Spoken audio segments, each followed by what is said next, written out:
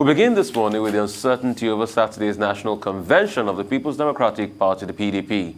The Court of Appeal Port Harcourt, which is hearing the appeal by the party's suspended national chairman, Uche Secondus, has now reserved the ruling till noon of today, barely 24 hours to the convention.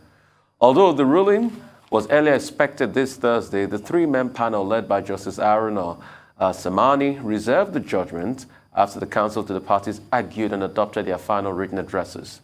Uche Secondus wants the court to suspend PDP's Saturday convention to allow the court to determine whether or not his removal as national chairman is valid. His appeal is pending before the court, and he has asked the court to suspend the holding of the convention until the appeal is determined. Because according to him, under the constitution of the party, he has a right to preside at the national convention. That is essentially what he has come to court to assert. I can tell you straight away that all the arguments in support of the application have been canvassed, and we are waiting for the decision of the court, which will be rendered tomorrow at 12 noon. So I think everyone should wait for the outcome of the arguments that took place today. By 12 noon tomorrow, the court will sit and render its judgment. What he's asking is that the court should the convention should be suspended to allow the court to determine whether his removal as national chairman was valid. Arguments have been taken, very serious arguments have been taken from all counsel.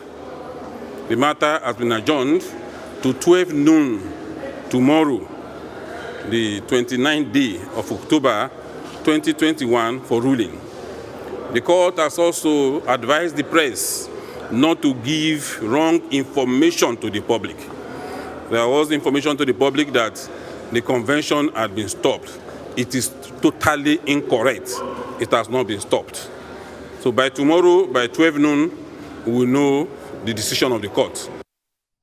All right. Meanwhile, the People's Democratic Party says it is set to host a successful national convention. The party says this, and it will be the envy of all Progressive Congress, and it will lead to the defection of APC members to the PDP. They also said it will eventually lead to the collapse of the governing party. Chairman of the PDP Convention Planning Committee and Governor of Adamawa State, Hamadu Fintiri, told electoral officers for the convention that all resources will be deployed to ensure a successful event, and this will prepare a platform for members of other political parties to defect to the PDP. According to him, this is due to the PDP's wide appeal and acceptance by Nigerians due to the alleged failure of the APC. We're at the last lap of having our convention on Saturday, and we felt it is necessary that for us to have one of the best conventions as expected by our supporters and promoters across the country. We need to train those that will go in there to conduct the process. And we've written to INEC, and they've sent some facilitators to come and give us and give our members the training this morning. I foresee that by the end of this convention, which will be adjudged as one of the best in the history, not just of PDP, but in history of any political party ever in this country, is going to close down most of the political parties, especially APC. So with this convention that we are going to deliver, I believe with the democratic process and procedures that we have followed diligently, is going to open floodgate for all of them to come in. And I think is not just because of the convention also, but because of the situation Nigerians are in today. Everybody is not just looking at as PDP to rescue them, but they are looking at PDP as a platform that they will be able to bring in a new government in 2023. All right, let's come straight to it, Tundu. Will this Congress hold tomorrow? What would the court? I mean, we can't preempt the court anyway.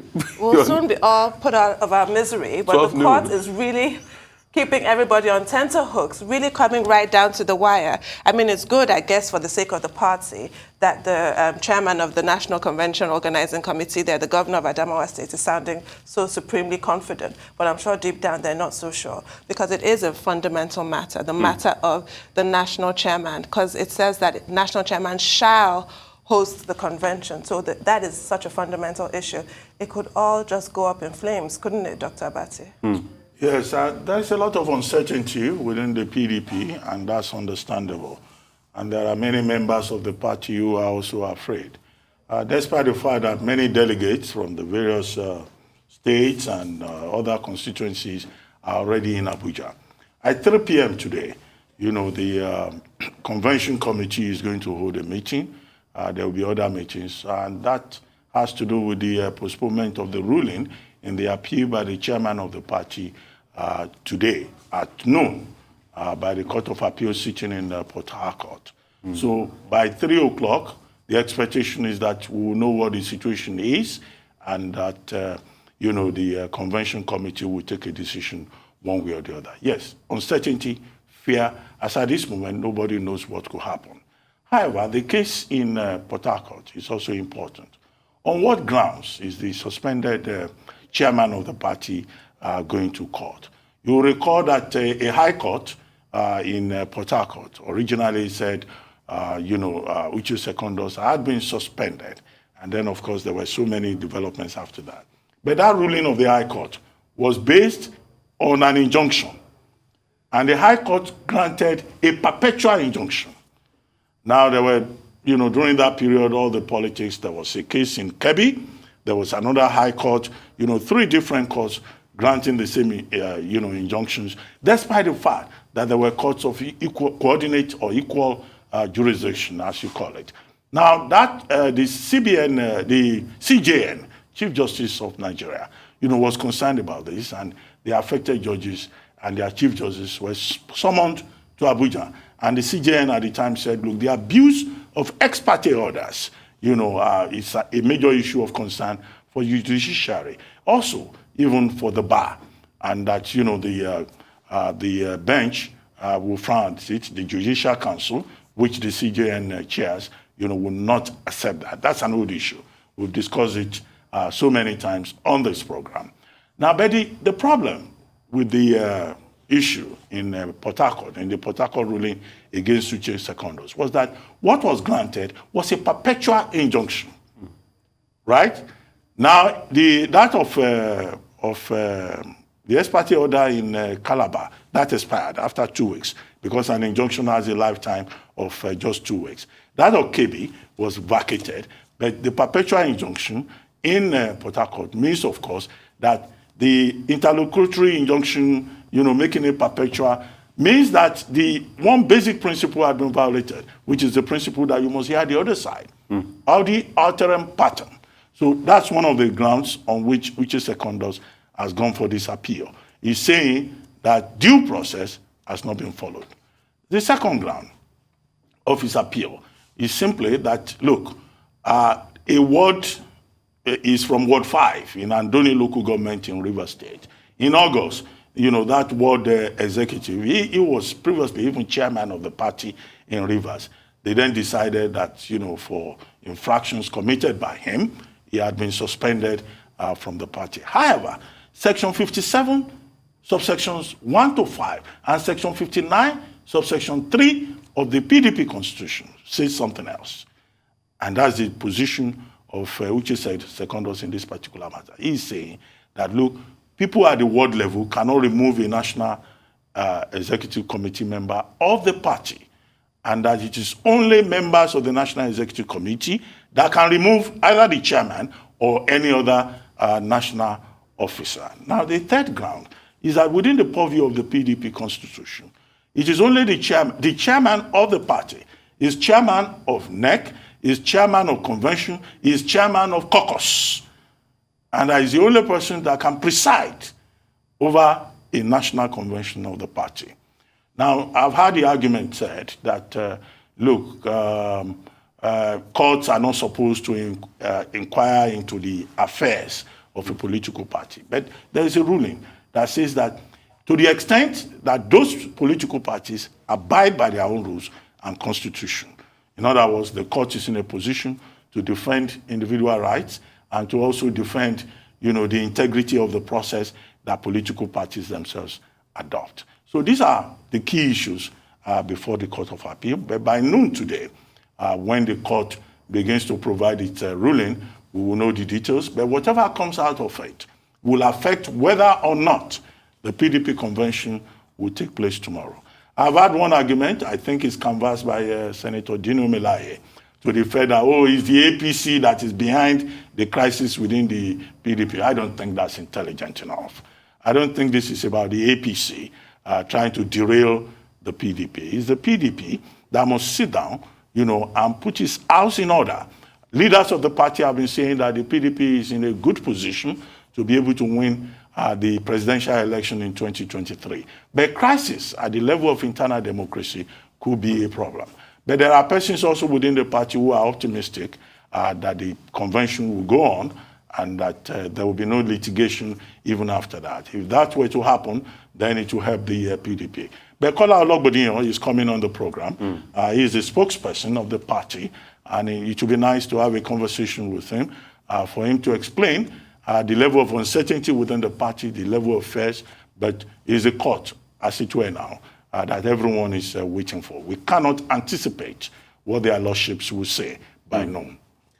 Right, just about less than 4 hours away. Noon time. This 8:16, about 4 hours away. I'm sure you'll get to see that breaking news right here first on the Rise News channel, and it will tip the balance. I can tell you definitely for free, that will be a major conversation.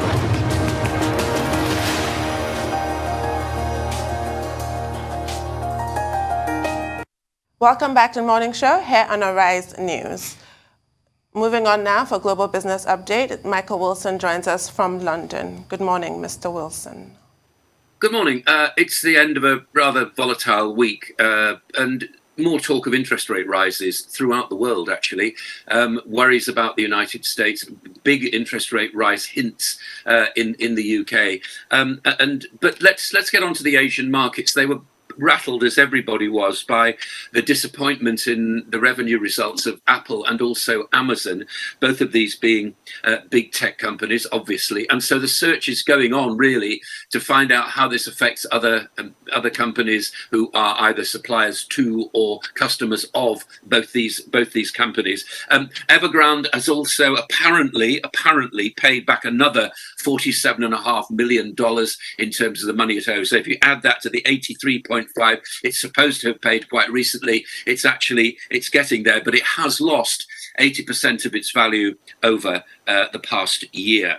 As far as the United States is concerned, again, the real reverberations of the Apple and Amazon disappointments will be running through the markets all today. The slightly disappointing Q3 GDP figures in the United States yesterday, slightly offset by the fact that they were expected to be slightly lower than the surge out of the pandemic, and we're now getting into reality territory, I think, as far as that's concerned. Big ticket items down particularly, and we'll see how this affects the Fed. FOMC meeting this week, of course, and the big jobs figures on Friday next week. I think we're going to be waiting for a while to see how all that drops down. Facebook is rebranding. It's going to be called Meta. This is something to do with something called the metaverse, which is sort of virtual reality universe, facing a lot of problems, not just from the particular whistleblower who's been venting her knowledge and the dump of documents which has been happening over the past few weeks, but also the fact that what Facebook is doing, it's losing its very, very young customers, and it doesn't want to do that. It's being seen as slightly old-fashioned. So this kind of rebrand is trying to save it. Whether it will or not, I don't know. I think Facebook is facing, as you know, a lot of opposition from lots of parties all the way around the world, particularly in the United States. We'll see. But anyway, that's what they're trying to do with it.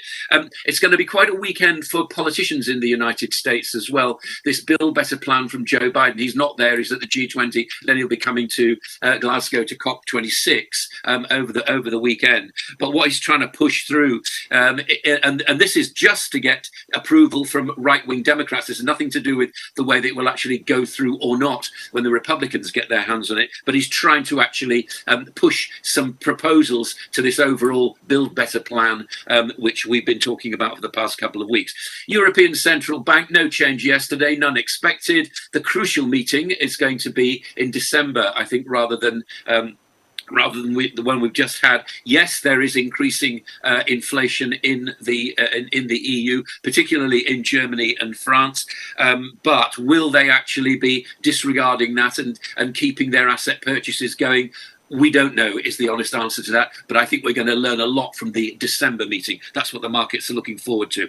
As far as the UK is concerned, I mentioned that interest rates very much on the up, and they have some houses. Home loans, lenders are saying that home loans are going to get more expensive. We call them mortgages here, but home loans will do.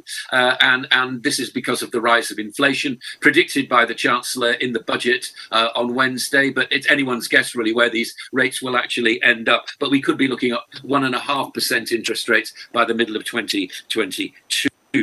Oil is relatively steady. Shell's been facing a sort of breakup call from some of its quite influential shareholders. Again, into COP26. I mean, Shell is one of these fossil fuel companies that is actually going through a big transitional period in the same way that BP is. And Sir John Brown, who was chairman of BP up until a few years ago, is actually saying that a lot of these companies are actually talking the talk, but they're not walking the walk yet. And finally, on commodities, gold slightly firmer on a weaker dollar. That is your global view. Right, Michael, I want to talk about the budget yesterday. I mean, how do you explain a budget that makes people poorer, over the years? With all the, can I say, incentives given to the people, all of it will be eaten up by inflation, the very nebulous provisions in the budget. How do you explain a budget like that? And secondly, I want to talk about COP26. Will all of this conversation make India, which is the second largest user of coal, reduce their coal burden? Because coal powers the Indian economy. It does. Okay, let's talk about the budget, which is on Wednesday. And yes, everything you say, absolutely correct. I have no idea. I mean, I would have said it was a Labour Party budget rather than a Conservative one, because it's actually increasing taxes, it's increasing public spending, and it's being held out as down to the, actually making the economy survive post-pandemic. It may be that the bigger receipts from bigger growth allow the Chancellor to reduce taxes before the next election, which is slated for 2025. That may well happen. Who knows? Very, very difficult to say. But I think a lot of people are worried about all the issues that you've raised. And also, personally, I think that spending on social projects is fine, but you've got to work out, you've got to understand where the money is actually being spent. As far as COP26 is concerned, I think there are going to be a lot of nations like India who say, now we don't know whether China's coming. We assume not. We assume Russia isn't either. But a lot of developing countries saying, you can't stop us developing. You're hosting this conference from a position of power. You've had your industrial revolution. We're just going through it, and we'll go on as we wish to. Thank you very much indeed. So one could say that the people actually not going to COP26 are actually being fairly honest about their proposals, saying, unfortunately, like it or not, we're going to have to use these fossil fuels to speed our development. When we get there, then we'll start to talk about things. It's going to be a long process, very, very difficult discussions, I would imagine. Well, Michael, two things quickly. First is about the budget. Yesterday, Tunu here was making the point about how this was the bankers' budget. Rishi Sunak reducing the surcharge on bank profits almost to the level of just about 3%. And people have said beyond that, that look, this is a budget that seems to favor the rich. And the middle class, has been squeezed. It will impose more pain on the ordinary man or the middle class and the lower classes in England. And what we've seen is that mortgage rates have gone up. The big lenders, the big banks, NatWest and the other banks, they've increased interest rates. So this is a budget that has brought more or less pain rather than optimism.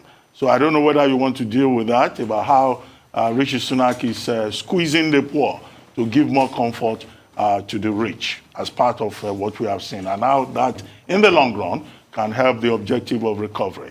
Then as for Facebook, that you mentioned earlier on, Facebook says it's rebranding. Mark Zuckerberg says, he's going to change the name of the parent company to Meta. A new symbol was unveiled yesterday in California at the company's headquarters. Well, is this cosmetic? Is this really something that anybody would take serious? Considering that in 2015, Google changed the name of its current company to Alphabet, but nobody even remembers what that is all about. And in any case, this metaverse that Mark Zuckerberg is talking about has not yet happened. It doesn't exist. It still exists in its own, as part of his own future plans. And finally, the row over fishing rights. France is threatening combat. The French agriculture minister is saying, well, you know, the discussions, no headway with regard to that, no deal has been made. And the UK, Britain is also talking about retaliatory acts. How far would this go with regard to this post-Brexit quarrel over scallops? The head of the fishermen in the UK was saying that what he'd like to do is sit down with French fishermen to get some kind of mutual understanding of what the limits on fishing actually ought to be. This has nothing to do with Brexit. This has nothing to do with recent history. This has been going on for years. It's time, he said, that politicians either side of the channel stop their sabre rattling and we sit down with our fellow fishermen, our fellow French fishermen, and start to work out how we can actually achieve a bilaterally satisfactory solution to this. So I think if it were left to the fishermen themselves, rather than the politicians who are seizing upon this as they always do, then we might get somewhere. I wouldn't like to predict where it's going at the moment. It looks red hot. There's a lot of sabre rattling going on at the moment. Where it's going to end up, I simply don't know. But I'm with the fishermen, the English fishermen, who was saying, look, we would like to meet the French. We would like to talk to them over a negotiating table and work out something which is mutually beneficial rather. I think that's very that's very constructive. As far as Facebook's concerned, I don't know what the power of a brand is. I don't think that changing its name is going to make any difference whatsoever. It's under attack from all sorts of sides. It's also losing young people, and it's also having to take responsibility for something it has never actually taken responsibility for, which is it was a bit of fun to go on Facebook and say, I was doing this yesterday, here I am on holiday, here's what I had for dinner yesterday, and all that kind of stuff. Now, the responsibility, which is considerable, if you're getting your news, if you're getting your opinions, if young people are getting their opinions from something like Facebook, then I think it needs to be governed. As far as the budget's concerned, Wednesday's budget, I don't think it was actually squeezing poor people. It's worse than that. It's actually squeezing the middle earners. You know, people of the man and the woman in the street, just particularly going about their business. There is a cost of living crisis in this country. Absolutely there is. And how it's going to play out, I do not know. But I think that it's not going to be helpful for lenders to raise interest rates, but they will. And I feel as though it's the middle income people, no matter what your political beliefs is, middle income people who are actually getting squeezed by this. I think that, you know, a lot of people were saying that Rishi Sunak took a lot of risks with the economy. I don't think he did. I think what he's doing is he's cushioning it still. And I don't think that's necessarily the way forward.